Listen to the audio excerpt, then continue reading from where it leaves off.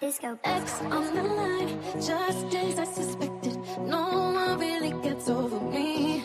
I'm unaffected. Why would you try to ever put me second? You're just another groupie to me. No, I'm out here single, and I need some real. Now I got standards, give a fuck how you feel. I'm out here single, tell me what's the deal. Now I got standards, give a fuck how you feel.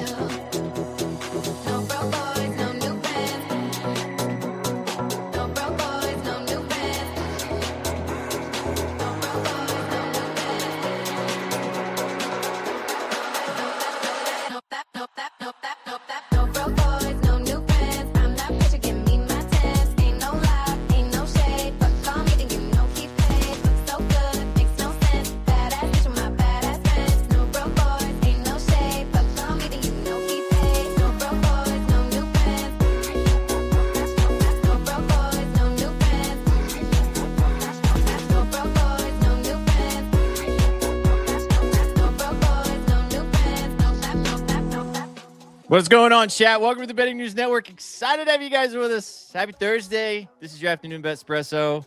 And boys, I'm excited because we've got football. Football tonight. NFL preseason.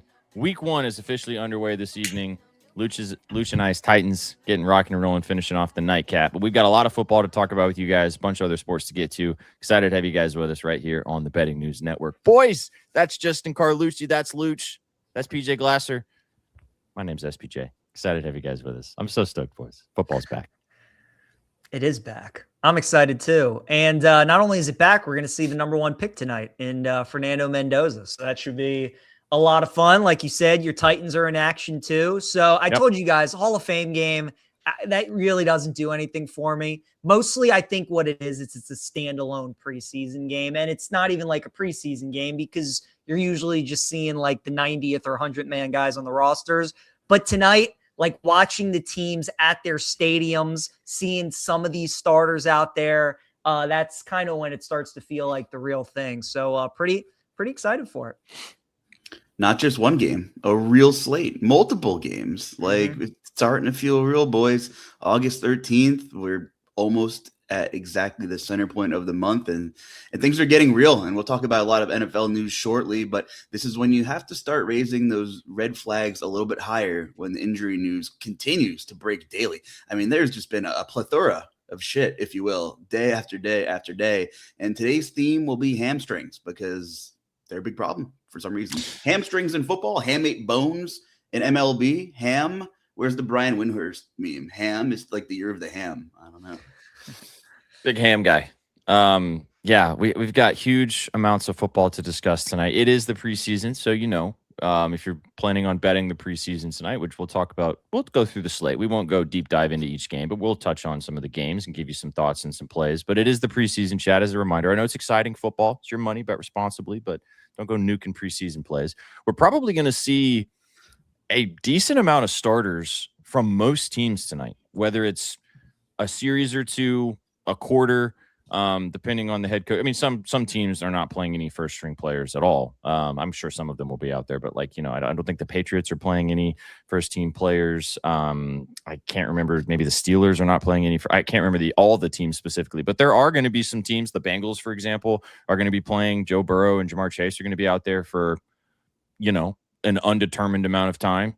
So we'll see how long those guys are out there. Our Titans, as you said, PJ, Cam Ward and company are going to be starting the game for the Titans offense against the 49ers second stringers. So, but there's going to be some interesting takeaways tonight from, if the team you support or even just watch, as you said, Mendoza is going to be out there. I think the first team offense for the Raiders is going to be playing. Bowers, Gene T are going to be out there. Cardinals are also going to be playing some starters as well. So there's going to be a lot of different starters and names that you're going to be watching. Again, after the first quarter, most of these games are going to turn into proper preseason games. But, there's going to be some second and third strings players that we're going to be paying attention to tonight as we're tuning into these games.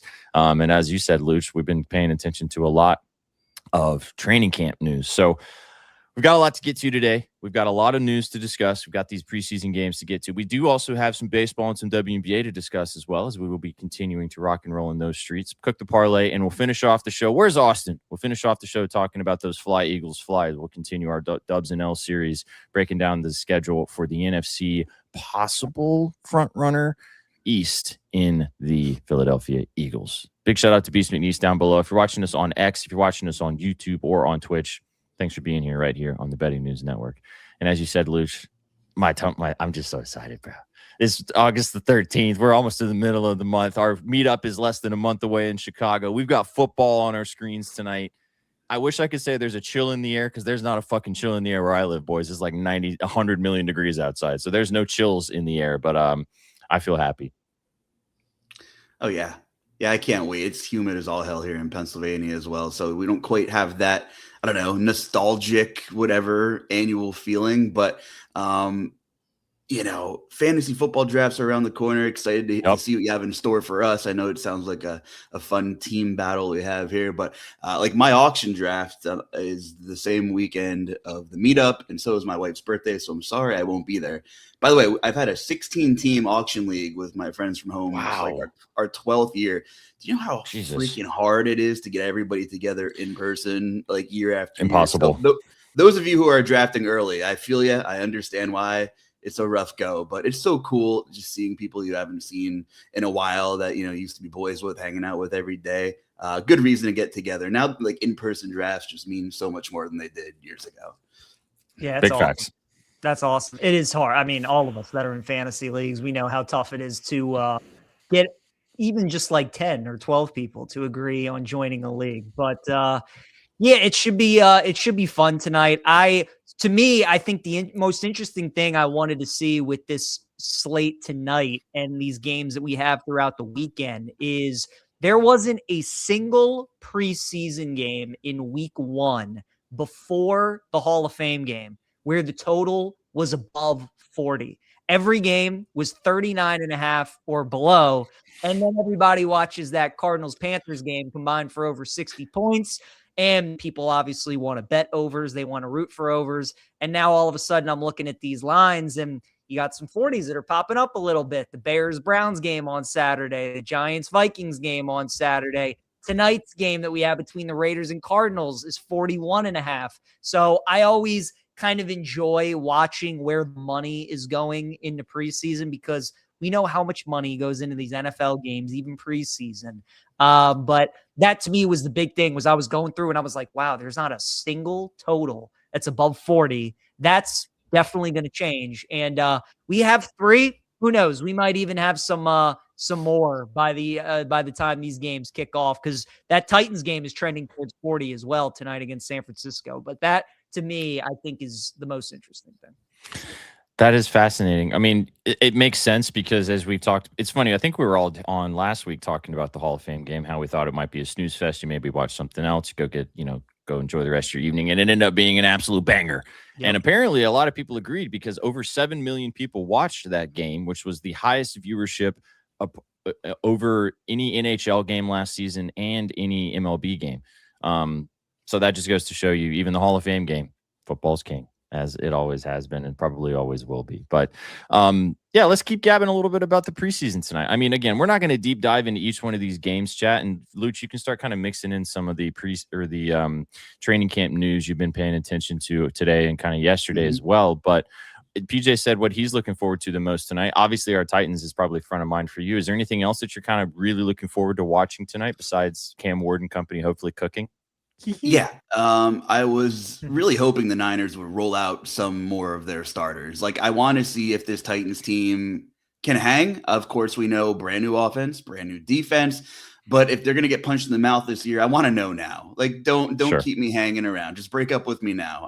I'm a little optimistic right now. Just end the relationship now so I can at least just hope for a floor competitive season and not get a little delusional and hope for like a wild card berth or something crazy. But yeah, obviously we have a bunch of teams that have new OCs and new head coaches, and we talked about it a little bit on yesterday's Espresso. But PJ, you mentioned Mendoza. We have Clint Kubiak, brand new scheme there against the Cardinals. We saw a little bit of the Cardinals last week. Obviously, brand new staff there with LaFleur. Going to be fun to kind of get a little more of an understanding of the structure of these offenses and what they might look like. Of course, these teams aren't going to show their entire hand, and it's an evolving process as we kind of move closer to the regular season. But just what are these offenses going to look like? Any little breadcrumbs that possibly we could pick up on from these teams with just brand new stats from top to bottom, I think will be helpful. So, I'm excited to see Cam Ward, Cardinal Tate, obviously getting a ton of buzz. I just want to see some confidence out of Tennessee with how bad they were.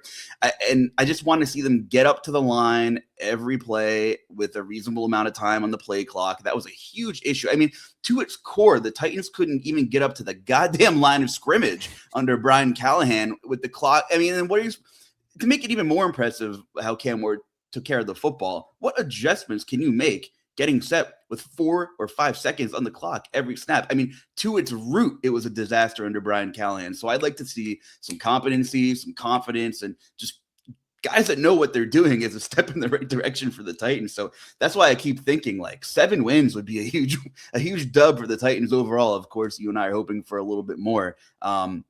But just some competency here. And you kind of tease the Eagles dub and L exercise we're going to do at the end of the show, just to intertwine some things that are happening today. Devonta Smith and Mekhi Lemon, 7th straight DNP. August 13th.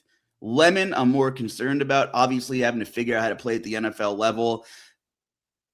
Feel free to pivot off that discussion, but like, what's your panic meter at, PJ and SPJ, with these Eagles receivers missing time, and maybe just, Philadelphia overall? We saw the clip of Hurts throwing the INT. Someone's social team thought why did they post that? That was so stupid. I don't know. But overall thoughts here on the Eagles, and now this starts to be like a half serious development now. We have to take it a little bit seriously now, right? No, you definitely do. Yeah, you're right, SPJ. That was stupid because, none of us knew how good Quinyon Mitchell was. We needed to see that he got an interception in practice. That was that was important. I mean, just before you answer, PJ, as well, since I like Jalen Hurts as a guy, but I'm a huge skeptic of whether or not he is a elite franchise quarterback in the NFL. He's obviously a Super Bowl winner, so you can't take that away from him, but I just don't think that he has the goods. And I think that a lot of Eagles fans, in their heart of hearts, when they look at their mirror in the middle, like when they go and they sit in them by themselves, they wondered that too in their alone time. Why? So why would you feed into that narrative in a city like Philadelphia, which is already, as you know, Luch, which is already, a fucking little bit of fire and a little bit of gasoline away from exploding with the way that they like to get involved with the Eagles and obviously other franchises. Why would you do that to your franchise quarterback? Like, I mean, yeah, so it was so weird. And I mean, we'll talk about the team a little bit later, but go ahead, PJ, kind of answering what Luch was talking about. Yeah, no, I'm with Luch, man. Philadelphia is one of these teams. Look, I mean, everybody I think feels the same way, where there are teams that coming into the season you feel strongly about. Like, you got strong takes, you bet futures on them. Then there are other teams where you're just like, I don't know. I could see it going either way. And Philly is that team for me because we know how good the defense is, and they should be one of the best defenses in the NFL. But this offense, with Sean Mannion taking over as the OC, and he's never called plays before as an offensive coordinator in the NFL. And then it's just like, as Luch said, the receiving injuries, and now Devontae, who has shown that when A.J. Brown has been sidelined that he can be a number one, but now you have to be that every single week. There hasn't been a number 2 guy that's emerged, and all these receivers are hurt. And like Saquon, it last year kind of felt like the Giants days, where if he can get room to run, he's awesome, but the O-line just could not protect for him, or could not block for him as much as they did 2 years ago. So I have big questions about this Eagles offense, especially the O-line. Lane Johnson said this is probably going to be his last season. He's getting up there in age. Mailata's getting up there in age. And, this interior with Dickerson and Juergens, and like you said with Jalen Hurts, I think my biggest thing with Hurts is that it's the same way I feel about when I watch Caleb Williams play. And everybody loves Caleb and they're expecting big things. But my biggest issue with Jalen and Caleb are that I watch him play, and there's too many games where for 3 quarters they just look blech. You know, like Mhm. they just kind of like, it's just like they're going through the motions. The offense doesn't look good at all. The home crowd's booing them. And then Caleb in the fourth quarter, he turns it on. Jalen in big games, he turns it on. And that's just kind of the way I feel. So there's nothing that, I feel like the Eagles have done this offseason that makes me think like over the course of 60 minutes, week in and week out, Jalen's going to be great and their offense is going to be great. But I don't know, man. I don't have any strong thoughts on the Eagles this season. I could see him winning the division. I could see him missing the playoffs. But their defense is just so good. And as long as they stay healthy, that defense is going to win them a lot of games. I agree. I like them in games against teams where they'll have to muck it up, when they're playing dirty games. I don't like them in these Cowboys type of shootouts this year.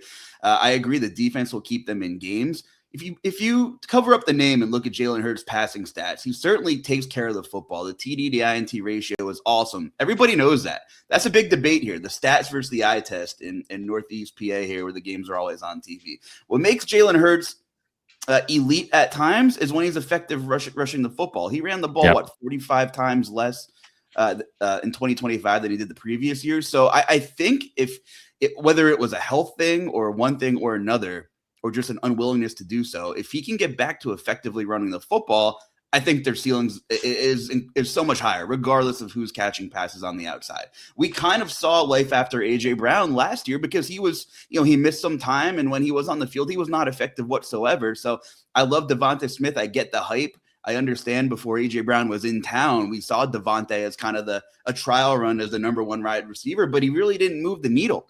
He might be twice the football player he was at that point in time. But I think there's a lot of moving parts here, PJ, as you said, but that defense will be good enough to keep them probably more than just competitive, and hopefully this offense can get it together. I will say this. I've watched a lot of Eagles football.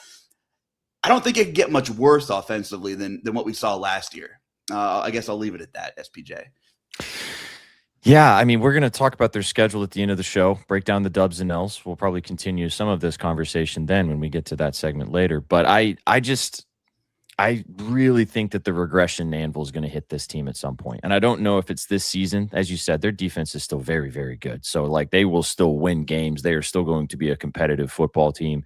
But I know that the A.J. Brown not playing a lot last year, and even when he was out there, he wasn't relatively effective, does from as you said, a statistical perspective, not change the math for you.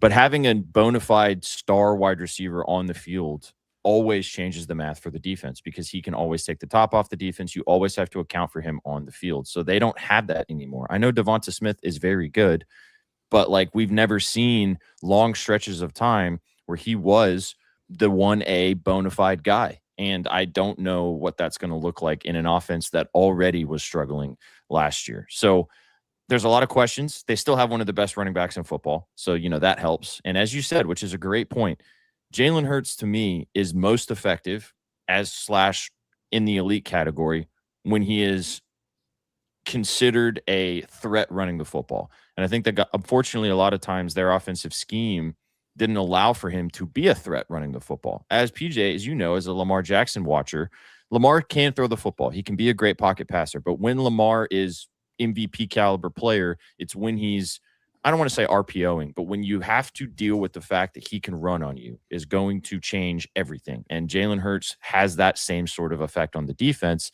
but they went away from that so much and it made their offense really struggle. So we'll see if that ends up turning the page into this season, if that's something that they are going to lean into more. Like you said, maybe it's health related. I mean, they're going to push their way he's going to get touchdowns. You're going to want to probably draft him in fantasy, all that jazz. But I just question this team's ability to be, as you said, in those big time track meet offensive shootout type games. There are going to be 2 of them against the Cowboys. I'm sure when we get to their schedule, there will be more I don't know if they play the Rams, but that's a team that off the top of the head would be a problem. The Chargers, probably, like those types of games, those types of teams, the Bengals, like any of those. I haven't looked at their schedule because I like to not look at it before we jump into the dubs and Ls so I can be a little bit more reactionary. But those are my question marks on this team. We'll obviously answer some more of those when we get a little bit later into the segment. But I want to kind of turn the page because otherwise we could spend the rest of the show talking Eagles. Luch, did you find anything else from training camp or either one of you guys that kind of stood out today before we jump back into a few of these preseason games and give out some bets? Oh, there's a lot of news, but PJ, if you have anything top of mind, go for it, and then I can piggyback off of what you got. Yeah, nothing that comes to mind. Any news that we got today? I do have a couple thoughts on some of the preseason games, so we'll definitely get to that. But Sure. no, Luch, all you. There was nothing that happened today. I mean, I thought Orlovsky's list that he dropped. I don't know if you guys saw it when he was ranking like the quarterbacks by skill. I was like, some of those. I'm like, what are we doing here? It's August 13th. We don't need these pieces anymore to try and kill time in the summer. I thought that was interesting, but nothing. That was nothing. hella lame.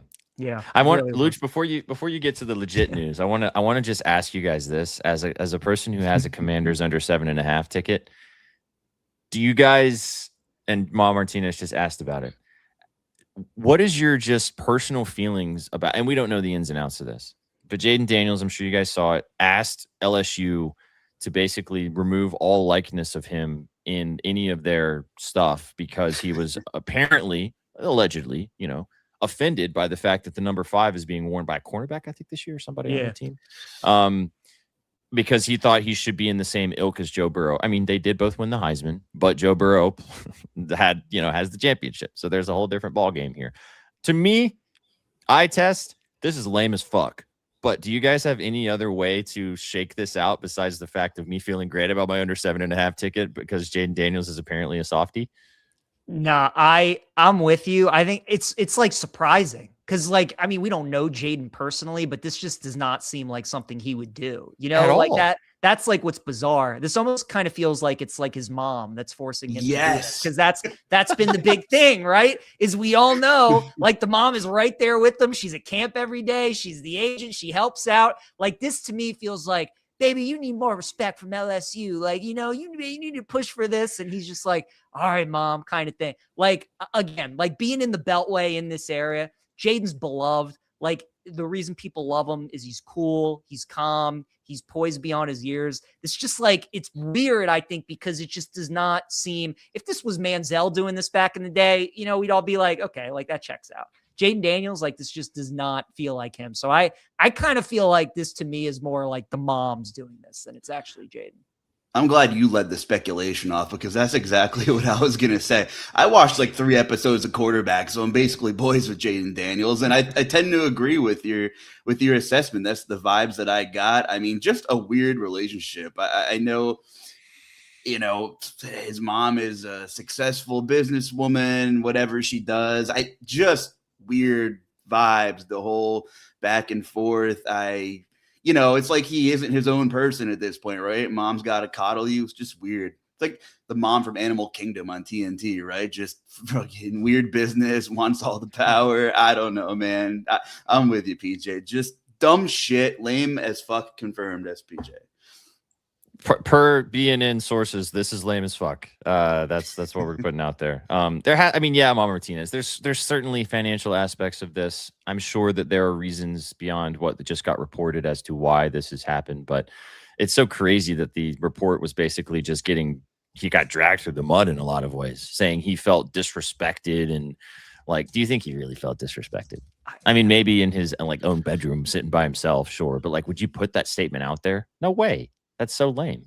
Can we even consider him a star yet? Have we seen him enough? What amazing rookie season, but he hasn't been on the field. The fact that I think at LSU you can. Yeah. But in the NFL, maybe not yet. You know what's funny too is I don't even think of Jaden Daniels like an LSU together. There are just certain college players that were great for that 1 year at their school and whatever sport it may be, and you kind of forget that they went there. Like Burrow, absolutely. You think LSU right away. I don't really just like Jaden Daniels. Yeah, I know he won the Heisman. I know he went to LSU, but it just doesn't really associate with me that he's like an LSU guy. So I think it's part of it too. Just lame. Can we talk about some more non-legit news? Sure. This will be a good one. This will be a really good one. I can't wait. Get after it.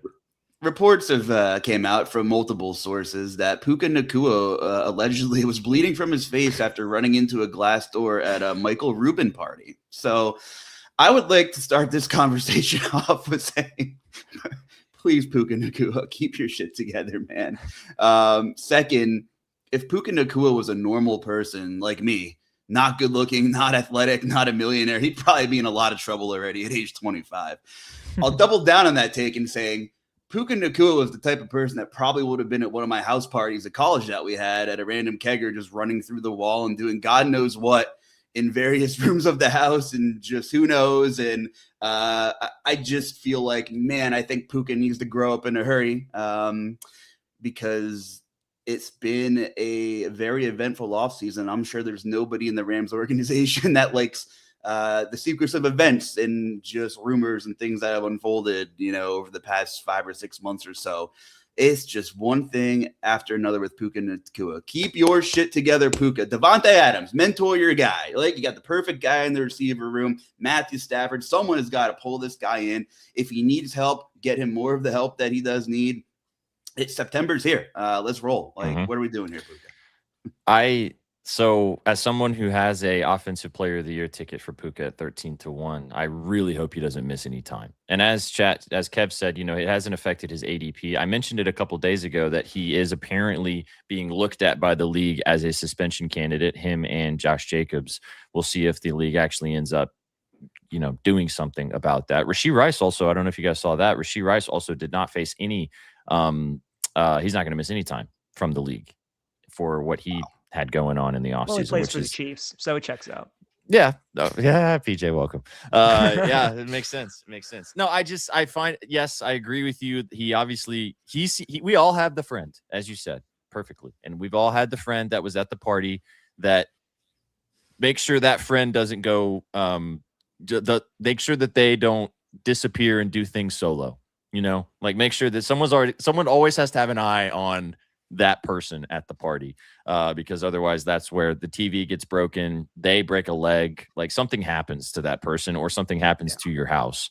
But he seems like it's also crazy though, because that's the type of guy that also you want to hang out with. Like, he's cool, like it's fun, like there's always something fun going on. Good person, not a bad person, but like whatever the substance ends up being probably ends up fucking it all up.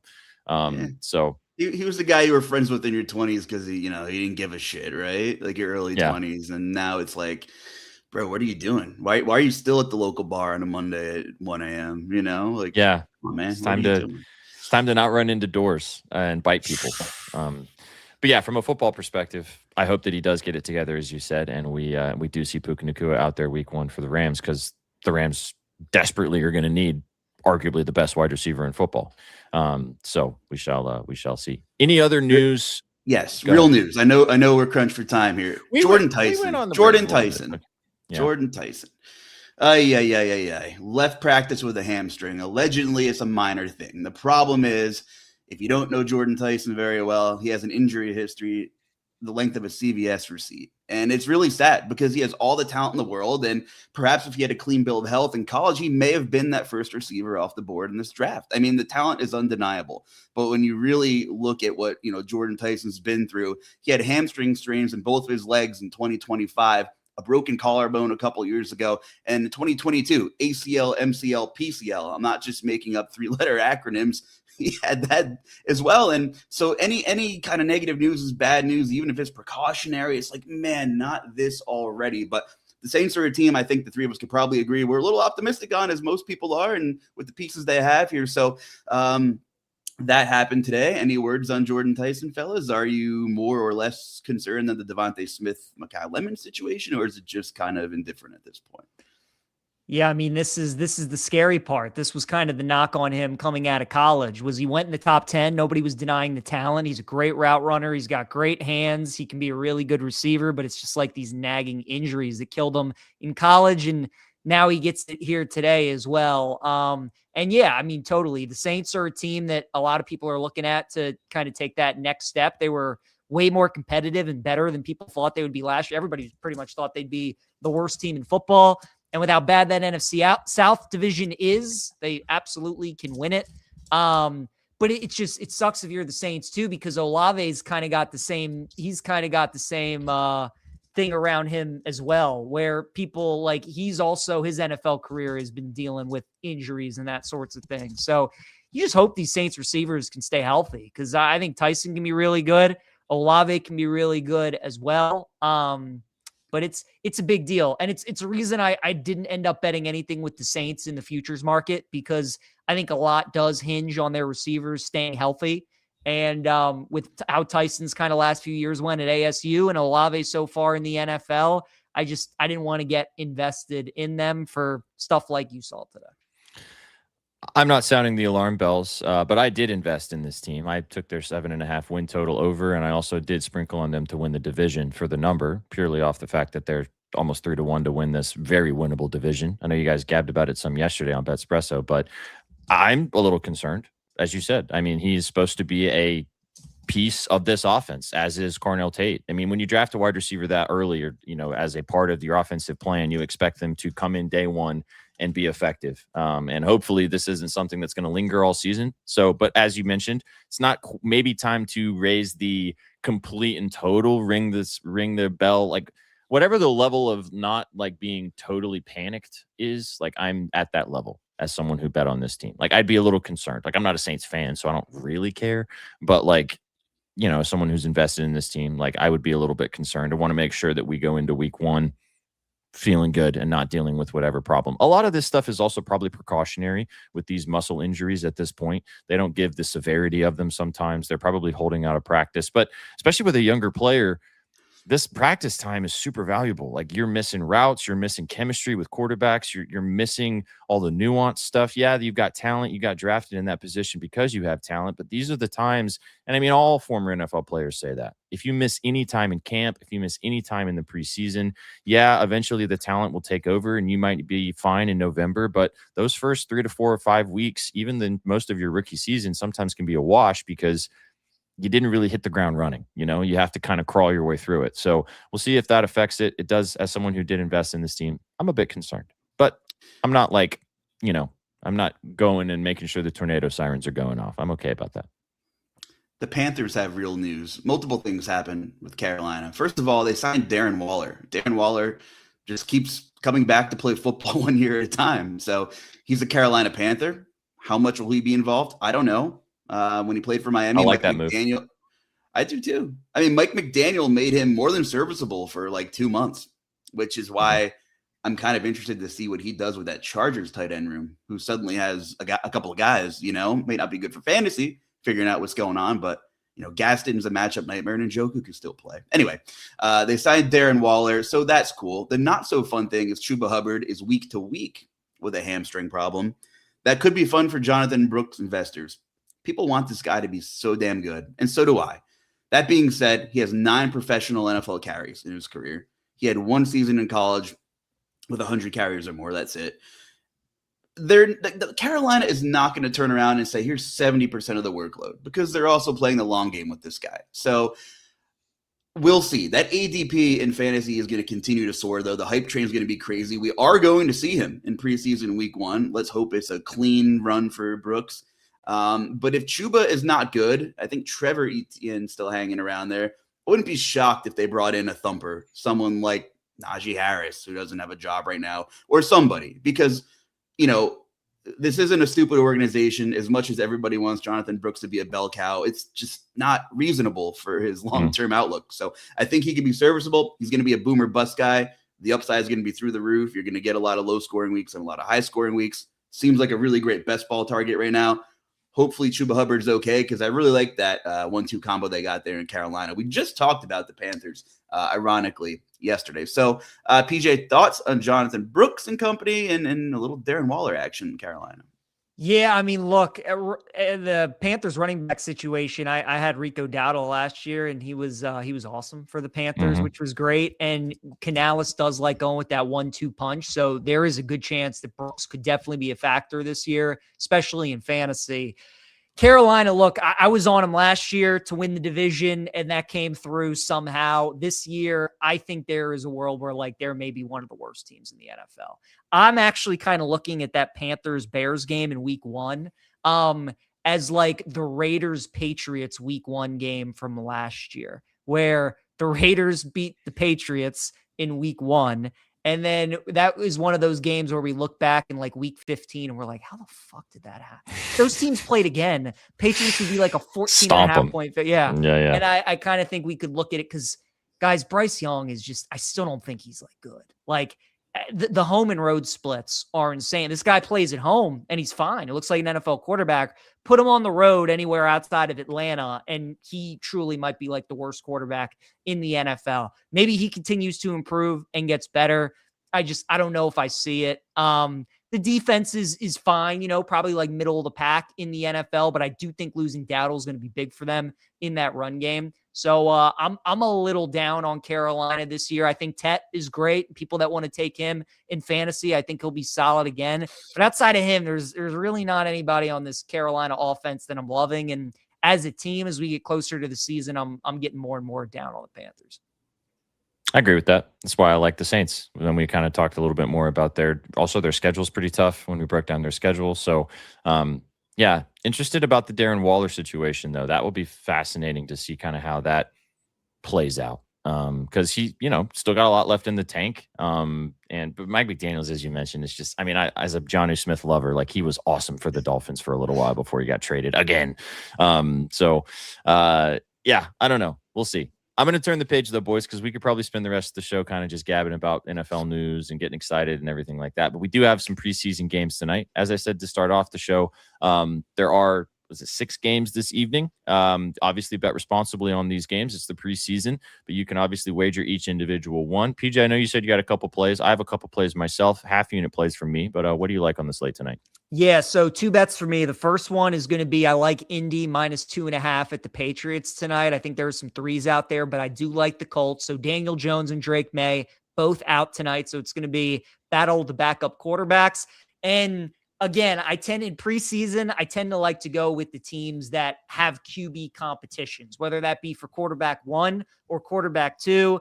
And that's what Indy's got with Anthony Richardson and Riley Leonard. I know Anthony Richardson is terrible, but again, he's going to be going up against backups tonight. And because his job is on the line and he's got to just lay it all out there, I think they look to run him a little bit more. And as we've been talking about earlier in the show, some of these quarterbacks are at their best when they're running. And I think that's true for Anthony Richardson.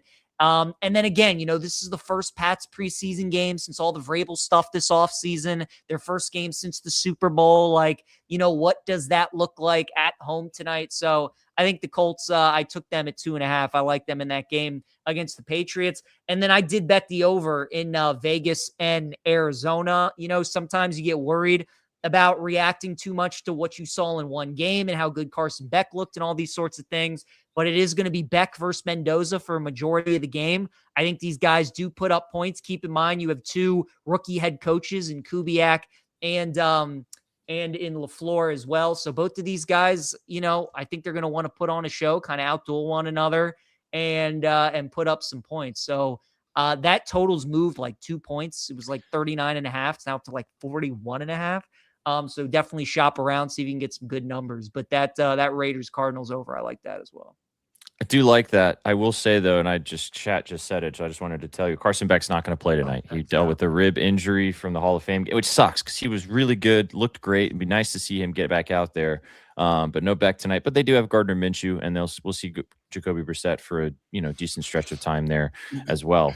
And then, as you mentioned, I mean, what's Mendoza going to look like? I think Ginty's going to play a bit, so that could be some fun. And both of these defenses, I don't think are going to be great this year, and we're probably not even going to see a large majority of the starters for any stretch of time. So if the defense is already not going to be good from a first string perspective, we know what the second and third strings look like. So that could be a situation there. I got 2 plays. They're both, I don't like you kind of touched on a couple lines that are relatively interesting, but not really big into betting spreads when in the preseason games myself. I know Shags talked about some first half plays, which I did actually like when I was listening to him talk about these games earlier, but I took a couple sprinkles on some players.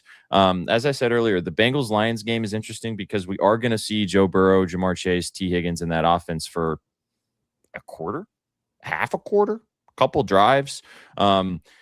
And this is on the Blue Book. Obviously, this is not widely available everywhere. So shop around. Hopefully, books probably offer various forms of player props that you can kind of get involved with. Obviously, DFS have lines for a lot of players if you want to kind of talk some over-unders. But the first one for me in this Bengals game, and I'm sure you guys have PTSD of us doing this with Carson Beck last week for his 10-plus passing yards on the first drive, and he had 9. And then the next drive, he immediately threw a 35-yard bomb, which was awesome. But I'm taking Jamar Chase, first drive, for 10 yards. You just have to have 10 yards. It's minus 104. Now, I'm leaning into the fact that I'm pretty sure that Burrow, Chase, and Higgins and company want to get out there, cook, and then sit the fuck down. I don't think they want to keep having to play, prove themselves. They want to kind of, get a little something moving. I don't know how many Lions defensive players are going to be playing. I didn't deep dive into like their depth chart specific situation, but I would imagine that it's going to be a smorgasbord of players for the Lions defensively. I just can't see a way that this could happen in 2 seconds. It's Jamar Chase. He's the best wide receiver in football, arguably. So I think the value's there for the 10 plus receiving yards. You can take them 5 plus for minus 182. Obviously, it's very juicy. You'd have to parlay that with something, but I just don't see a way that Burrow doesn't get out there and give this guy 3 to 4 targets. If they get a couple first downs, this is probably going to be free, but they just need to get a first down on the first drive. So yeah, that's a little bit of a sprinkle in that game. I don't know if Luch, do you have any thoughts on that Bengals Lions, or PJ? I don't know if you have thoughts on that game. I like that look. Yeah, I did not have anything though, but that's a good handicap. Again, like when you have a team like the Bengals playing all those starters, I think first quarter props, first quarter betting, like that is a good look. So that if I had to bet that game, that's the way I'd go about it. I'd never lay 7 points full game with the team in a preseason game. Like there's no way. If I was wanting to like bet the game, it would only be Lions or pass for me. But I think your Chase first quarter look that's a good one. Luch, any thoughts on that game? No, it's going to be cool to see some starters, though. Like, Sure. With them, it's like, let's just see them get in and get out. Get your 10 yards, get off the field. Everyone's healthy. Get a couple of reps in. Get the hell out of there, right? Like, no reason for harm. Get those 10 yards first for the boys, though. Please, and thank you. You'll like this one, though. Let's go to the other play I have. And, of course, I had to have something in the Titans game. Titans 5.5 point favorites against the Niners. And I know that we're going to see a good portion of the starters here for the Titans, but that's, as you said, PJ, I'm not taking that. There's no way I'm taking that. The Titans could win by 3 touchdowns, and I would still not want to take that bet. But I'm going back to the first quarter market because Robert Saleh did say that the Titans starters, especially on offense, are going to play most of the first quarter, if not into the second quarter. They're going to play a good amount of this first quarter. We're probably going to see Cam Ward and guys for a substantial part of this first quarter. And I just think with what and this is Luch, this is just I'm hoping that what we've been seeing in practice translates to the first couple drives of the game. I'm taking Carnell Tate, the talented rook, for just 5 receiving yards on the first drive. It's plus money, plus 105. If you want to get crazy, 10 plus is plus 158. The way that they have just been, they've been cooking in practice. And I mean, obviously, Luch and I are probably a little bit deeper into this than a lot of other people, but like a lot of you guys have seen, Tate's been getting a lot of looks, touchdowns, things like that. I just can't imagine Brian Daboll is not going to want to feature the guy one play. There's probably going to be 2 or 3 plays designed in the first 10 that are going to be Carnell plays. And I think that they want to get him out there, get him early. You can also lean into Wan'Dale Robinson. His 5 plus is plus 136. And if you've been watching Titans practices and stuff, Wan'Dale is going to be a big time target for Cam this season. 5 plus for him at plus 136 feels like stealing candy from a baby as well. But I'm taking the talented rook. I like the plus money, 5 plus receiving yards on the first drive. I think that Cam's going to be looking at him early, and hopefully that I'm not a sad boy when this doesn't happen and they don't look connected whatsoever. But I really like this. It's on the Blue Book chat again. Shop around. I don't think this is available in any other different sports books. I didn't shop around to like other places. I just found it on the Blue Book and locked it in because I like the plus money price. I think it's hilarious that they're the heaviest favorite on the slate. They're probably not a 5.5 point favorite in any real game this year either. So I hate that. It's so funny. Like, it's just bad. Again, I wish it was more of a test for Tennessee. I wish San Fran was rolling out, some more of their better guys. Tracking the Titans and Niners beat writers was kind of hilarious. And I kind of wish I went back and looked at the other joint practices, because the perception that each beat usually has, those Raiders have the other team dominating most times. Titans 49ers joint practice this week, it was very there was some good and bad on both sides. Some of the Niners beat writers said that the Niners dominated. Others says that Cam Ward looked good. It's all he said, she said at this point, but it didn't seem like a lot of defense in that one. I am a little worried about Tennessee's secondary. They spent a lot of money in that secondary. We're going to see what Kevin Winston has. Still, have high hopes for him, but I think there is a chance to see some points in that game. Like we kind of talked about some of these totals this week earlier. So let's see a couple of good drives from the Titans. Again, just some competency. some decent route concepts from Dable with Carnell Tate and Wandell Robinson. And again, let's just get healthy and get the hell out of there. Absolutely. The substation hasn't done its job yet, so let's just get out of there without any of that. Don't even bring that damage. up, SPJ. Ooh, I don't believe in that bullshit, man. Get out of here. No, you're right. Did you guys watch the Pablo Torre breaking down kind of the actual stuff, the science behind the substation stuff today on his podcast? I did not. I haven't had a chance to look at it completely, but it looks like an interesting watch if you like Pablo Torre. All right, let's move on from the preseason. There's 6 games tonight. I'm sure, chat, you're going to be watching them. We'll maybe sprinkle something in from what we talked about if we want to throw some stuff out there for the parlay. But there is other sports happening tonight. The Major League Baseball is still rocking and rolling as we are getting closer and closer to the postseason, and there's a few WNBA games as well. So, PJ, I'll let you lead us off, man. What do you like on the baseball slate tonight? Yeah, just the one game for me of the 3 we have tonight. I did take the Twins out in the this is the Field of Dreams game, so they're playing out in Iowa tonight. So it's on Netflix, right? It's on Netflix. Yeah, they haven't played here since 2022. And it's a huge series, big 3-game set. The Phillies are tied for the last playoff spot in the NL wild card, and the Twins are a half game back of Texas for the last wild card spot in the American League. So huge series. Aaron Nola going up against Taj Bradley tonight. And Aaron Nola's been terrible this season. He's like 3-9. The Phillies have lost 7 of his last 8 starts.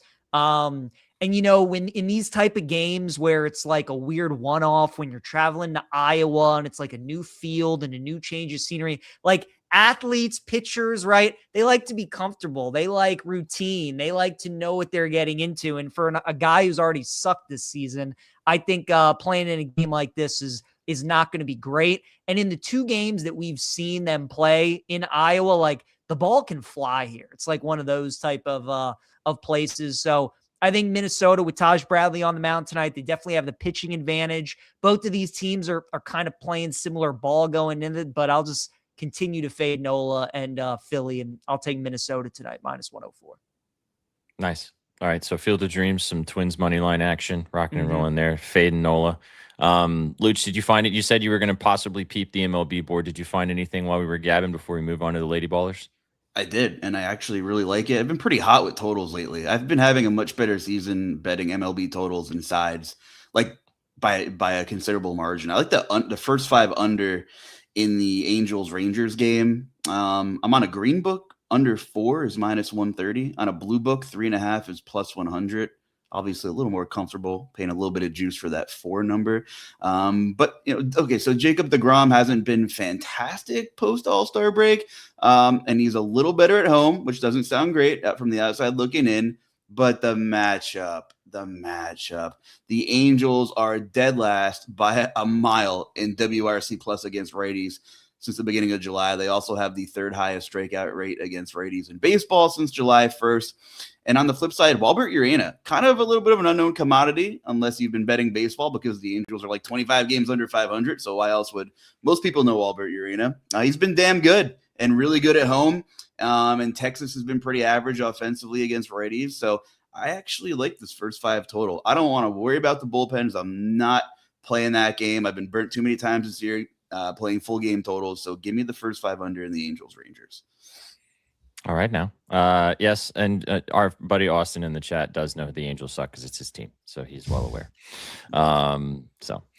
All right, there's some baseball for you guys. Let's turn the page. Let's talk some WNBA. I've got a few plays on the slate this evening. 3 games, 3 really good games as well. The first one could be a little bit sus. The next 2 should be really good. First one's Connecticut Sun taking on the Atlanta Dream tonight.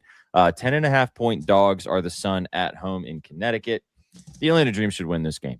I don't know if I want to get invested in the 10.5 spread, but the Atlanta Dream should win this basketball game. The Connecticut Sun are not very good. They are pretty much, just coasting till the end of the season at this particular point. Traded Anissa Morrow. So if you want to maybe look at some like Layla Khan stuff on that side, feel free to do so. But all of the Atlanta Dream players are in great spots. The Sun are not very good defensively. Look out for news on Brittany Griner, who's a game time decision. Maybe she doesn't end up going tonight. We shall see. I almost took Angel Reese on her AR line of 14.5, but I ended up going a different direction. I'm taking Ryan Howard. It's really tough to kind of pick and choose between taking Ryan Howard or Alicia Gray on any given night as a Dream fan, because they both can kind of kind of play tit for tat on who's going to cook on one night or the other, kind of a la when Jaylen Brown and Jason Tatum were playing together. Like, you never really knew which guy was going to go off, and they could both go off. But it's been Howard's turn recently, and she also has great success against the Sun. As you can see, I got her PRA line at 23.5. She scored 36 points against this team earlier this season. She's hit her points line in 4 of her last 5 games against this team dating back to last year. She's also hit her points line of 16.5 in four straight. Been good on the glass, decent facilitating, roping it all together. They gave me the 23.5 points, rebounds, and assists for Ryan Howard for a bit of juice there as well. But again, lean really heavily with Angel Reese on the 14.5 RA line. She's cooked the Sun on the glass every single time she's played them, and also had some good facilitating games as well. So, but my better plays that I like on this slate are in the second 2 games. You got the Liberty taking on the Sparks. 8.5 point favorites are the Liberty at home. Man, this team has been so bad the last couple of weeks. They've been still winning, but they've been bad. And I mean, I wish Flo was here. He'd tell you guys, because he watches this team back and forth. And I mean, they've just been terrible defensively, not playing good basketball in stretches, and getting beat. Maybe they get their lick back tonight, though, taking on the Sparks. Sparks 12-20, probably not going to do anything. I feel really bad that I took them for 20-plus wins, but right before the Kelsey Plum got traded, that's going to stare at me in the graveyard really sadly. But Liberty should win this game. A little bit of a bounce-back spot for them as well. But I'm going back to my wagon on the other side. I know that Sauceman wrote about the WNBA on bettingnews.com. You can go read his plays that he likes. Run a couple of some similar plays. He does like Stewie on the other side. But I'm going back to Erica Wheeler. I got her 14.5 points and assist line, a little bit of juice there as well. You can take 15.5 for some plus monies out there if you want to bump it up one. She's been fantastic for this team. Hasn't really led to wins, but she's been really, really good for the Los Angeles Sparks. She also has hit this in 8 of her last 10 games, and she has also hit this in 3 straight games against the Liberty. She had 17 points and 9 assists in her game against them earlier this year. So set it, forget it. Don't overthink it for me on the Sparks side. Neck is in a good spot too if you want to lean into that and go that direction there on the Sparks side as well. But like I said, this kind of feels like a get right spot for the Liberty after kind of a bad performance in their last game. But game of the night, let's go out to the desert. The Aces taking on the Mystics. This is a back-to-back situation, boys. These guys just played in their last game. Remember, PJ, we talked about it. Yep, I told you that it was a possibly a good spot to take the Aces at 6.5 line, and they won by 10. Asia Wilson went crazy. Both my props hit. It felt like that spot. Not going to lie to you, dude. I kind of like them again tonight, but I don't think that I'm going to end up getting invested in any side or anything. 5.5 point favorites are the Aces. The Washington Mystics win streak finally came to a close in their last game. We'll see. I hate taking these types of situations with back-to-backs. It's so hard. You don't know if the same thing's going to happen again. Are they just going to rinse and repeat? Especially in Vegas. Dangerous. Team hanging out there, you know? Young team too in the Mystics. Hopefully they had some good wranglers on that situation. But yeah, no Pukas hopefully on their team. Yeah, hopefully no Puka Nakuas on the Washington Mystics. But I'm gonna just take exactly what I took in the last game. The lines haven't moved. They both smacked with ease, and I'm going straight back to them. Give me the GOAT, Asia Wilson, 34.5 points and rebounds. It's up to 35.5 in some places. That's fine. Go ahead, rock and roll with it. She smoked this line in their last game, double-double. She was great scoring. I also really like Jackie Young. I was going to say that in the last game, and she had a great scoring game there too. Her line is also relatively similar. I think that she could have a good game scoring there as well, but I don't want to not take Asia and see her go crazy against a team that she cooks consistently. So sticking with that. And on the other side, again, not overthinking it, taking exactly the same thing I took in the last game because I think that exactly the same thing's going to happen again. Give me Shakira Austin over 26.5 points and rebounds. She just hit it in her last game against this team. I don't see a reason why she's not going to do it once again in this one. She's been the best player in the WNBA, arguably, for the last 2.5 weeks. I think that that's going to continue tonight. If I had to choose, I'd maybe take the Mystics in the points this time just because, but weird in these back-to-back situations. So just give me the 2 players that I took last time, rinse, repeat, and let's get after it once again. So 4 plays for me in the dub. Ryan Howard, 23.5 PRA. Erica Wheeler, 14.5 points and assists. Asia and Shakira in the last game, both on their PR lines at 34.5 and 26.5. There we go. Getting close to the WNBA playoffs starting here relatively soon. WNBA and the MLB getting closer and closer to that particular point. So a lot of these games are starting to matter a bit more. I know that your brains, chat out there, are starting to turn to football, as is ours. But don't forget, there's still money to be made in other leagues if you want to get invested. All right, guys, let's cook. And then for Austin, in honor of his Angel being shitty, let's break down the Eagles. Although I don't know if Austin's going to like what we're going to have to say about the Eagles. But what do you guys want to do? I like your play on the Twins, MLB or Luch, are you down to roll with PJ and fade Nola? Oh yeah, always down to fade Nola. I mean, Taj Bradley doesn't make me feel all warm and fuzzy inside, but Buxton's back off the IL. Correct me if I'm wrong as well, so that helps. So yeah, cool with that. Nola kind of stinks. Nola sucks. Let's go with the Twins in the Field of Dreams. Let's complete our dreams. All right, football. Do you guys want to sweat out one of these first quarter plays, or are we going to take a side? Yeah, I like your Jamar Chase play. I think that's a good one. Okay, you down with that, Luch? Yeah, I'm deferring to you two on the preseason plays. I think that's a good one. All right, let's go. Jamar Chase, 10+ receiving yards. I like the Colts play too, PJ. But God, I just think that team's going to be bad this year, man. But I'm down to roll with them in the preseason. What was the other one you had? The over, right? In the Cardinals-Raiders game? Mm-hmm. Yep. I didn't realize Beck was out, though. I mean, like you said, Minshew's still there, so he can put up. And then, yeah, who was it they had come in the Hall of Fame game after Beck the other night? Beck played like the whole game, pretty much. It was the other. You're thinking of the Panthers dude that cooked. I think Beck played like came in. Slovis, is that for it? Panthers? Mm-hmm. Yeah, I think so. Mm-hmm. Yeah, that was for the Panthers. I'm down. Let's take the over. Okay. What do you think about the over, Luch? You down for that? Slovis was a Cardinals guy came in. Yeah, so that was right. Yeah, I'm cool with the over. Yeah. 41.5. Or we take the over in the Titans Niners, 40.5. I mean, if you're Twitter time, I don't, man, the Titans defense I am worried about. I am. I know they're not showing everything, but I guess the devil's advocate is there. You're going to see no starters from the Niners. Is Mac Jones going to play? I mean, that's what I was wondering. He could cook the Titans. I mean, probably. Why not? He'll cook Tennessee. I'd be seriously worried about Mac Jones getting out there and fucking hooping for no reason. Who's their third string guy? I don't know who their third string quarterback is. I don't know if it matters with what we've seen from the Titans secondary. That's why I'm like slightly pumping the brakes into Carnell.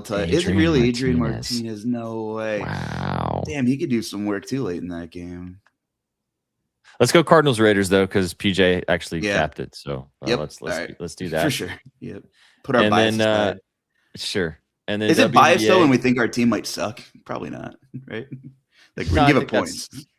It's one of those things where chat's probably going, you're just trying to like reverse jinx you, you know? And then but see, last year I knew they were going to be terrible all the time, and I would just say that, and it was fine if I watched them lose, and then, just never bet on them.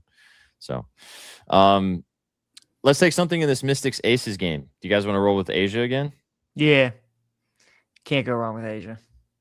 Asia. All right. PR for Asia Wilson. I know Jackson's always down to bet Asia Wilson. Plus 1208. Ooh. Twins on the money line. Jamar Chase, 10+ receiving yards in the first quarter, which I got for minus 104. It is now minus 112. CLV bitch. It doesn't mean anything. It's not hitting. Over 41.5. Cardinals, Raiders. It's so nice to see football on this slip. Asia Wilson over 34.5 points in rebounds. Plus 1219. Tail responsibly. It's the preseason. But have some fun. Or nuke it if you're Stifler. Get after it. All right, boys. There's the parlay. Should we finish off and talk some Eagles? Let's do it. Let's do it. All right, let's get after it. The Birds in Philadelphia. We talked about it a little bit earlier. Kind of deep dove a bit earlier in the show talking about this team. Week 10 bye that you can see. 10.5 win total for the Eagles in the NFC East. Plus 115 to win the division and 16-1 to lift Lombardi. Big season for Nick Sirianni, I think. Yep. Didn't talk about that earlier, but I think this is a pretty big. I don't want to say I could see his seat getting hot by the middle of the season, but if this team is pretty pedestrian, I feel like he could be somebody that could start getting mentioned as someone who could be out the door. Lots of primetime games because of the talent they have, and it's the Eagles. We talked earlier about some strategy and kind of thinking with this offense and obviously how good their defense is. Do you guys have any thoughts on this team as a whole before we kind of get into what we're going to look at from a schedule perspective here? I mean, yeah, we touched on him earlier. It's just it's going to come down to that offense. Defense is going to be elite. I think it is a big year for Sirianni too. I agree with you. I think he's one of those coaches that really depends on having good coordinators. And when they don't have good coordinators, they really struggle. And when they do, they're really good. That's why the year they won the Super Bowl, they made it. They had Gannon and Reich, who were great, and then they got Fangio. They won the Super Bowl. So if Mannion turns out to be good, the Eagles can be really good. If he turns out to be Patullo 2.0, then they could be bad. I think, and if you're just joining us, our Eagles talk earlier was Devonta Smith and Mekhi Lemon still have not practiced. 7 straight misses, hamstring injuries. Going to be a lot of Dontavian Wicks early, a lot of old reliable Dallas Goedert. I will say, after a conversation about how this defense will keep them in games, the offense could have some time to figure things out. When this graphic is on the screen, we're looking at these teams that they have. There are a lot of offenses that have a lot of question marks, don't really do it for me. You got the Commanders on twice. We'll see what they are, especially without Tunsil against that Eagles front. The Cardinals, the Giants are on the schedule twice. What are the Texans going to give you with CJ Stroud against a good pass rush? You really don't know. The Colts, we have some questions with the health of the Colts, obviously, too. So I think this is a pretty favorable schedule for the Eagles, all things considered. The Panthers are on there as well. I know you're a little bit low on them, PJ, and rightfully so. So I think there are some more grinded out, muckier games on this thing, and that kind of favors them at least to try to figure some things out and get right on the offensive side of the football, if they can, that is. Agreed. Let's just get into the schedule then. Let's go game by game. We'll kind of break down what we're seeing here. As I said, lots of primetime games that we'll discuss. But first one on the schedule, divisional game to start the season. At home, though, taking on Jaden Daniels and company. They can't give him any high fives, though, because no fives for Jaden. I'm going to go dub for the Eagles. I think they start the season with a win here. Agreed. I agree. Those two teams always play tough, though, it seems like. But Eagles win for sure. Yeah. Off the top of your heads, I don't know if you know the answer to this because obviously all the lines of each game are out already for every single week right now. Do you know the line for this game? Or if you had to guess, what would you think the line would be? Yeah, it's 4.5, which is why I like the Eagles, but that line feels a little because if Philly's favored by 4.5 in Philly, if you were to flip the line and put that game in DC, the Eagles would probably be like a 2-point favorite. And I think if people were looking at Philly as a 2-point favorite in Washington, that'd be a little sus, right? A little fishy, a little stinky under 3.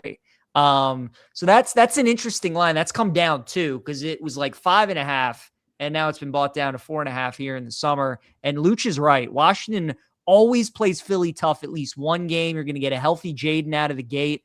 So Washington could win that game, but I think the Eagles find a way. 2-2 the last 4 meetings in the regular season. Of course, the Eagles blew the doors off them in that. When was that? The NFC title game. Yeah. So Eagles dub, but I think the line's probably right, honestly. All right. Well, I think we all agree Eagles win. Maybe Manders with the points from a betting perspective. But let's go 1-0 to start it off. And then Titans on the road in Tennessee. I'll put our bias aside, Luch. I think this game could be relatively fun and interesting, but I think the Eagles should probably on paper win this game. They're the better football team. Yeah, pending the status of Devonta Smith and Lemon, that could really dictate, the Eagles' early season success. But I agree. I think the Eagles win in Nashville on the road week 2. Any rebuttal, PJ, to help us feel better as Titans fans? He's like, no. I like the Eagles too. Sorry, guys. Okay, there we go. You're good. All right, so 2-0, feeling pretty good. Going into Monday Night Football, taking on the Bears in Chicago. I'll go L here. I think the Bears win this game. Boy. I'm going to go dub. I just think that's going to be an ugly, gross primetime game. Like, you remember when the Eagles went into Lambeau last year on Monday night and it was like a 10-7 game? I don't know if it's going to be that low scoring. But Philly, I think it's just going to be gross. They always play the Chargers game when Hurts had 4 turnovers that game. They play some weird games on Monday night, especially on the road. So that game's going to come right down to the wire. And because of all the fourth quarter luck that the Bears had last year, I think they regress a little. So I'll take the Eagles. Yeah, I'm not super high on the Bears. Again, we're pending early season healthier for the Eagles. I think the defense is the sure thing, though. So, man, I'm going to take Philly in this one. Okay, I got outvoted. All right, so 3-0 for the Eagles to start the season, and getting a big primetime win. I think that one hurt. That one hurt me, though. That hurt me. Sorry, that was very painful to pick the dub there. It's okay. It's gonna be. I think we all agree it's gonna be tight. It's gonna be a close game, probably a good game. Both teams obviously, looking to have playoff aspirations. So we'll see. I think this is when they get their first loss, though. Even at home, I think the Rams give them the business. Yeah. Especially after what Agreed. happened last year when they blew that second half lead. So Rams have circled True. that one. They won them bad. So yeah, I like the Rams. They do have them at the link, though. Although I agree, I like the Rams in this one. Okay, so then Rams. So there's the dub there for the Rams. Obviously an L. So 3-1 now. Going to London to take on the Jags. First game across the pond. Oh, that's a tough game to cap. That is tough because this is like it's a home game for the Jags. They play here every year, but these international games always suck. So I kind of want to tend to lean with the team with the better defense that wants to win an ugly game, and that would lean me towards Philly. So I'll go with Philly. I would agree with that, but these Jags players are kind of used to playing over there now. I think the ones that have been there for a couple of years, and I can't totally backpedal. I like the Jags offense a lot, and their defense was super underrated last year. I don't like teams that are going to put up points early in the year against Philly, and I guess some people are saying, well, why'd you pick them to beat Chicago? Well, a little lower on Chicago than some, but gun to head, I like the Jaguars in this one, so I'll leave it to you, SPJ. I'll go Jags too. I think that this is, as you said, although there are a lot of Eagles fans in London, a bunch. So it'll probably be split pretty 50-50. But yeah, I'll go Jags just to break the tie here.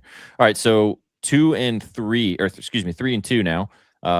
Taking on the Panthers back at home. No bye coming back from London. They do get a home game though. But because I think when you travel internationally, you get the chance to take your bye that early. But I guess they didn't want to bye after week 5. So kind of it could also be a weird look ahead taking on the Cowboys the following week on Monday Night Football. But I'll go just quick, like very by the skin of their teeth, Eagles win. This is going to be a nasty game, though. It does feel like Eagles win, Panthers cover kind of game for sure. Can I just be a big survivor. Sorry, PJ, sorry. Can I give you some food for thought? Doubling down, I just peeked. Carolina's coming off a bye for that game as well, I believe. So Eagles no bye coming back from the UK.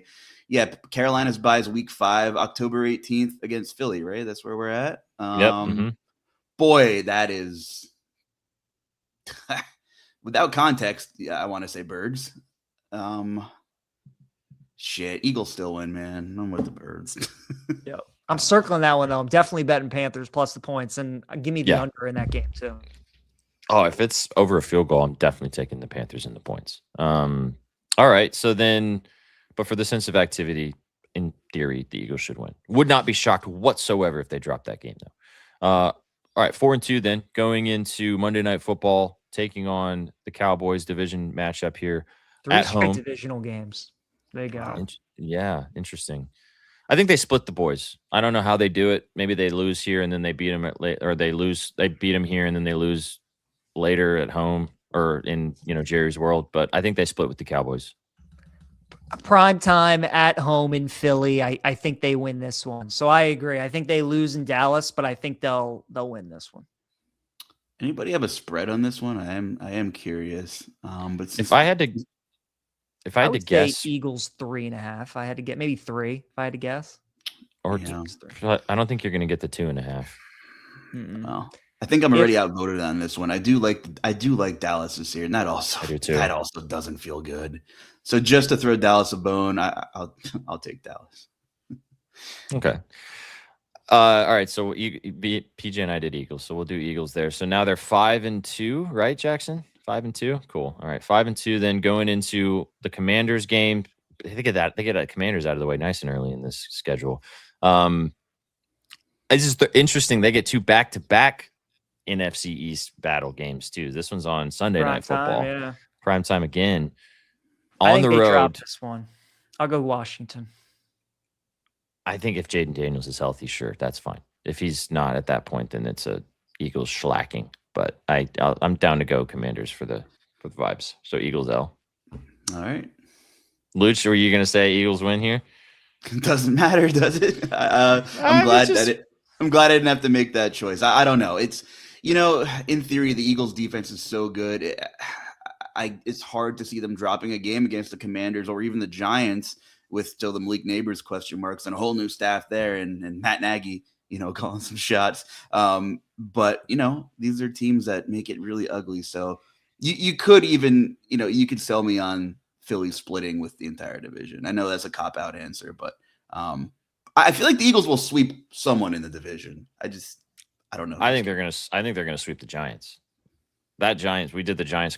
We all decided to take the Giants under wins because that schedule's brutal. And this team, I really don't. And I know PJ's down as a John Harbaugh now hater, and I think that they win this game at home. If they lose, especially if they lose to the Commanders on Sunday Night Football, I think that they get out and absolutely dog walk the Giants the next week. Yeah, dub at home for me. Yep, I like Philly. Link. Okay, so that's 6-3 now. Right? 6-3. Yep. Okay. So let's go to the Steelers at home for the Eagles here. 2 back-to-back home games taking on the Steelers. And I think they beat the Steelers too. I'll go Dub. Yep. Post-bye week for sure. Eagles. Okay. So 7-2 then. 7-3, excuse me. Going into Thanksgiving. Oh, in Jerry's world. God, the Cowboys suck on Thanksgiving too. But I think they win. I'll take Dallas. Luch? I'm with Dallas. I have to split at a minimum with Dallas. So, yep. I'm also with you. I like the boys this year, which is just terrifying. But I think they win this game too. So let's go Cowboys there. So 7-3 now. 7-4, excuse me. Taking on the Cardinals next. Battle of the Birds in Glendale, though. They probably win this game, right? Dub. Yeah. God, there are going to be so many Eagles fans at that game. Dub. Yeah. It's going to be so many Eagles fans in Phoenix. Glendale. I'm not a big dating back to head-to-head history guy, especially teams that don't play too often, but they have split the last 4. But at this point, who's going to be throwing the ball for Arizona? Will it matter? I don't know. Hopefully the Eagles and Sean Mannion have figured it out by then. By this point, I would hope they would. I was saying the same shit last year. They have time to figure it out, and they were getting by with the defense and making things ugly. And I had like a 16 or 17-1 ticket on them, and they never figured it out. And I was really wrong. But they should win this game. This feels like a sneaky letdown spot, kind of, but I think they win. I think they win. All right, Colts at home. Look at the schedule after the Colts. Jesus. The Colts at home. They probably win this game because I'm sure that then they're looking at the next couple and going, "Holy shit, we need to get our shit together." But at home, I think they beat the Colts. I'm actually going to go loss. There's always a game every year that Philly loses at home that they have no business doing. And I think this is going to be it because you bring up the schedule. And I just think it'd be so Philly. They lose this game. Everybody in Philly panics. They're losing their minds. Look at the schedule we have coming up. So I'll take the Colts. Yeah, I'm going to take Colts coming off a bye week. I think that would help. Okay. We'll go Indy. Yeah. Outvoted. All right. Yeah. So Colts getting the job done there. I've lost count. Where are we at, Jackson? AFC South Merchants. 8-5. Okay. Yep. 8-5. And now this stretch is diabolical to finish the season. I think they go 1-2 in that Seattle, Houston, San Fran stretch. I don't think they lose all 3, but I think they lose 2, would be my guess. I can get down with that assessment. I don't know how they go about doing it, but I think they went. Maybe split the home games, lose at San Fran, would be my guess. But I mean, it's the Niners, they could be so banged up by January. I'm pretty low on the Hawks too. I know that people are kind of buying back into him, but I don't know if this team's going to be very. I mean, they'll be good, but I don't know if they're going to be awesome again this year. I'm down to go 1-2. Do you got any problem with that, Luch? If we just do 1-2 and however we want to mix match it? Yeah, I'm cool with that. That Texans game on Christmas Eve is going to be interesting too. Mm-hmm. It's going to be 1-2. So yeah, so 9-7, and then they got the Giants, and I think they win that game because it probably has implications if they're 9-7, right? To get into the wild card / dealing with if Dallas hasn't clinched the division, winning the division somehow. So I'll go dub there. I'm with you. Yeah, 10-7 feels about right for Philly. I would. The health of these receivers on top of the new offense is just critical. I mean, I could see that win total fluctuating 2 wins either way, especially when you think about the Jaguars game in the UK. We were kind of indifferent on, and then the Colts game, I know PJ and I are kind of going a little contrarian there, but Indy off the bye is really interesting. So this is something I'm not betting at all. Absolutely not. No chance. But hopefully they get some positive reports of these receivers, because I mean, like, we're halfway through August. At this point, I can't see Lemon being heavily involved off the rip, right? I mean, brand new offense, can't practice. And don't forget, it was like a month and a half ago, there were real reports of him having soft tissue issues. Soft tissue issues. Soft tissue issues. Not bad, Luch. And now it's the hamstring. Whether that was related, I don't know. But not great vibes right now, right? Not great. Well, I think 10-7 feels 100% accurate. The 10.5 win total is very appropriately set. Yes. Would not take the over or the under either way. I think 10 wins feels like a pretty solid middle. I don't see this team winning more than 12 games on the schedule. Maybe they win 12, but like, I think 10 feels good. And I think the floor could be like 8. I agree. I was thinking I'd almost rather take alt unders with the Eagles before I would take alt overs. Like, I think 12 wins would be tough on this schedule. Yeah. I keep coming back to how bad Kevin Patullo was with this offense. It was so stale. It was so predictable. There were so many poker tells, if you will, as if the Eagles were in run or pass formation. There was no pre-snap motion. There was nothing over the middle. And I'll say this, Jalen Hurts, has taken a lot of those punches on the chin, a lot of the blame, and whether it's him or not, we're going to find out a lot about Jalen Hurts this season. That's for damn sure. A lot. And if Jalen Hurts wasn't the end-all be-all reason for the Eagles' failures last year, they're a team nobody wants to see in January. Because at that point, if they get in, even with this, so many winnable games, you would have to think that A, they're healthy, and B, they've kind of taken at least a marginal step forward offensively. And especially if they have a home game at the Link, like, nobody wants that. Nobody wants Saquon Barkley and, a really good defense in Philly. So I just think, the range of outcomes is super wide here with the Eagles. The floor is bad and the ceiling is, I don't know, like an NFC championship game. If everything clicks, can the Eagles win a Super Bowl? If everything clicks. And is it a lot to ask for? Is my follow-up. No.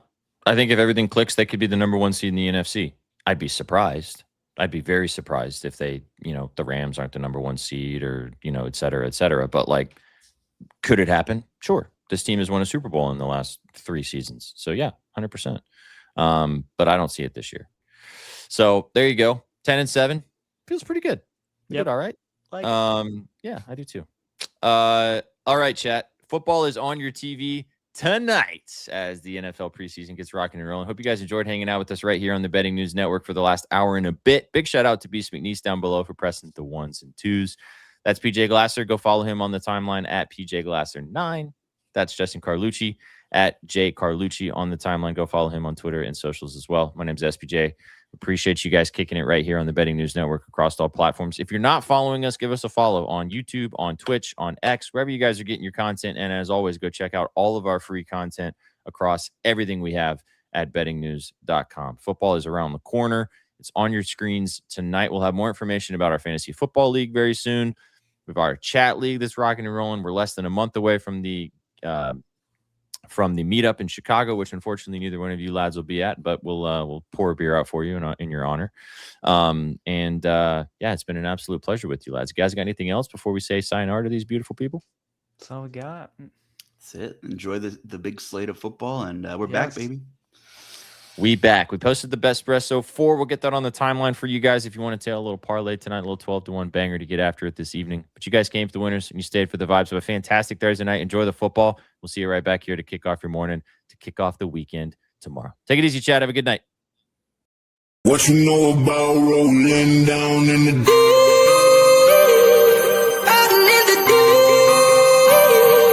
Down in the deep.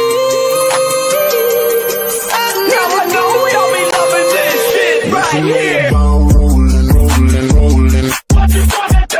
Rolling. What you gonna do? Down in the rolling. What you know about